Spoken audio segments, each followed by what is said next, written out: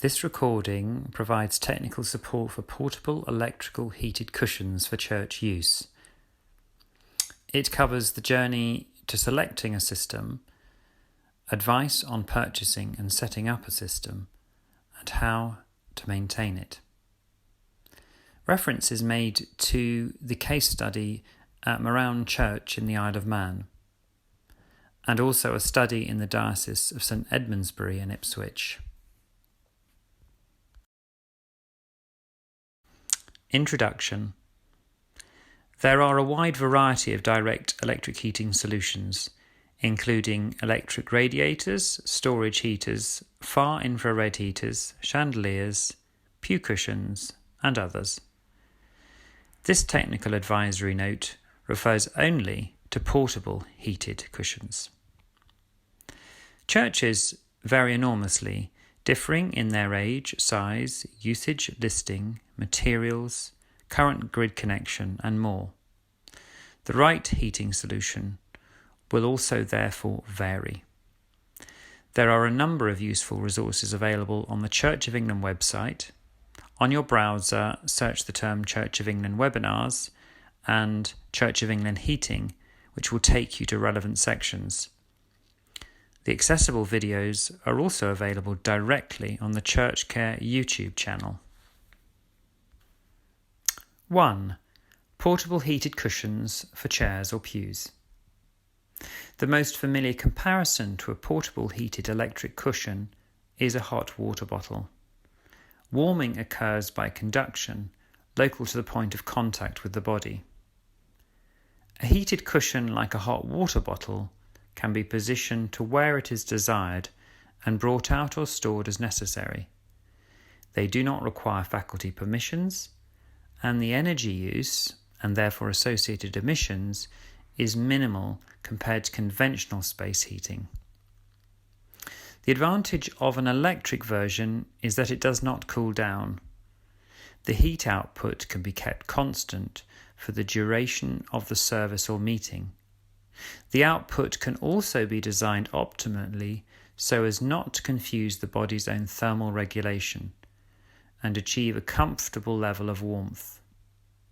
For example, too much local warming creates contrast between the hot point of contact and the extremities of the body, making it uncomfortable as the body does not know whether to adapt to lose heat or to retain it. There are instances where such portable electric cushions may be suitable. Here are some suitable applications. 1. If you are a smaller church, especially a rural one, who are thinking of using the cushions on a Sunday instead of space heating, saving money and carbon. 2. If you are a larger, busier church using them midweek and for smaller activities, to reduce the hours and/or temperature of the space heating, again saving money and carbon. 3. If you wish to continue with space heating, but wish to delay putting the space heating on in autumn, and also turn it off sooner in spring. 4. If you represent a DAC and would like to have a set of cushions as an emergency backup for churches whose heating fails. In this instance, it also allows more evaluation time to ensure an effective replacement system. 2. Choosing a system that matches your budget. Option 1. Self-assembly. The system designed in our case study did require thought to assemble suitable matching elements, the battery, the charger, and the cushion. The only system support is provided in this guidance, so in that sense, it is not for the technologically fearful. However, assembling a system yourself comes with a considerable cost saving and a price tag that most churches can afford. In the case study, people were asked both about the effectiveness and whether they wanted their own cushion system to charge at home. As the system costs in the region of £20, they were affordable to most of the congregation. It makes the charging less onerous on the church, and individuals may also be tempted to personalise their cushion by making a cover that can also be washed. Option 2. Purchasing a ready-made system. As well as this self-assembly option, there is a commercial system made by company Sit and Heat, currently being trialled at St Edmundsbury in Ipswich Diocese. It comes with bespoke design options, larger battery capacity, more robustness, and is aesthetically pleasing. There is backup support and therefore peace of mind. The price reflects this: £120 for a base cushion and £150 for a base and back. The comparative costs. So for a set of 30 cushions, the self-assembly system would cost in the region of £600 as compared to £3,600 for a ready-made system. 3. Managing expectations with the example of lessons from the pilot scheme. The starting point of any survey of your energy requirements is the practical path to net carbon zero self-assessment checklist, available to download on the Church of England website, and which provides a broader perspective and enables smoother navigation of what can be quite a daunting process. Summary findings of our case study. It was found that the cushion enabled a feeling of core comfort for the duration of an hour-long service in an unheated church in December and January in the Isle of Man. However, heated cushions were shown to not warm extremities, that is feet, hands and head, and with this aspect it is important to manage the expectations of a congregation. Here are some considerations that were discussed in Marown Church. One or more may apply to your church. 1. The wearing of hats by men in church. 2. Chair designs that offer more protection from drafts on the lower leg and back. 3. Carpeting under the feet. 4. The use of a side chapel for services between January and March. 5. Improving ventilation to prevent unhealthy mould growth, currently being controlled by space heating. 4. Technical support for option 1, the low-cost self-assembled system, referenced in the Marown case study. 4.1. How to find a reliable source of power banks, chargers and cushions. There are 3 main components to setting up your system. You will need a battery, power bank, a portable electrical heated cushion and a way of charging your battery. In its simplest form, the battery usually comes with a USB cable which connects to the mains 3-pin socket with a standard adapter plug, or can even be charged from your laptop. The charging facility is not required for a single battery if the user takes the cushion home each time, but if the church is to charge multiple batteries, then a multi-port USB charger is required that connects to a socket, and therefore you'll be most likely to require a cabinet for safekeeping and charging, which could be an existing cabinet in the church.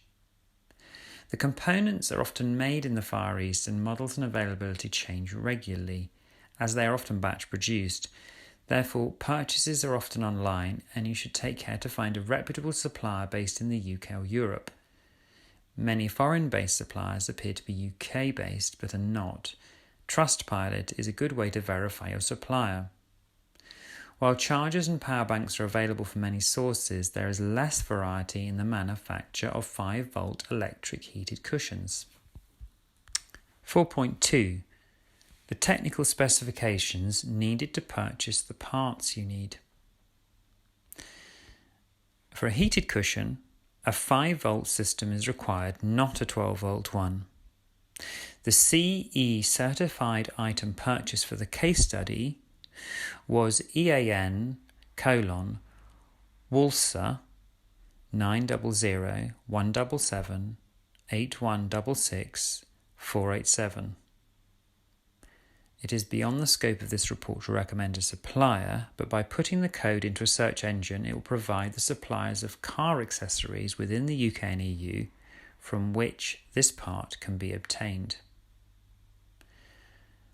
The battery should be a 1 amp output or the cushion may turn off. The capacity recommended is 2000 milliamp hours.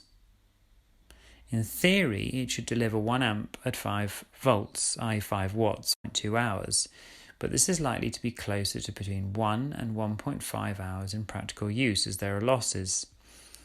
The upside is that the battery can be held as a gentle hand warmer during use.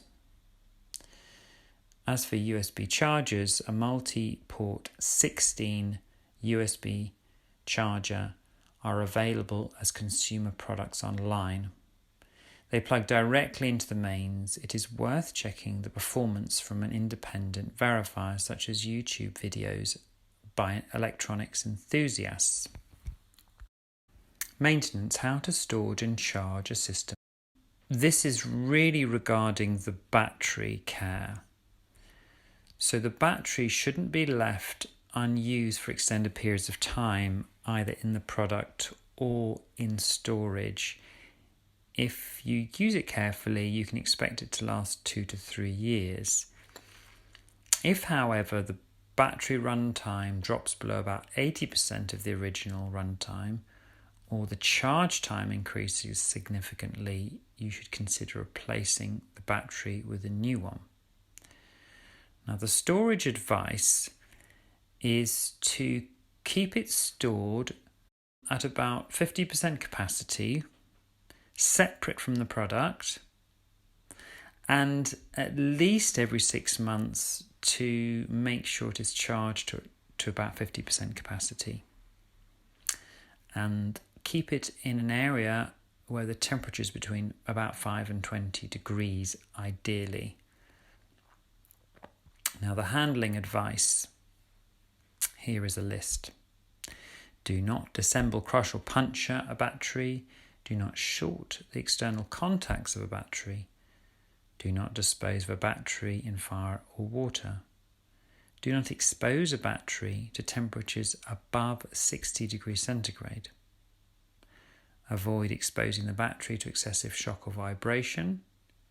Do not use a damaged battery. And finally, if a battery pack has leaking fluids, do not touch any fluids. Dispose of a leaking battery pack, contacting local authority for its disposal.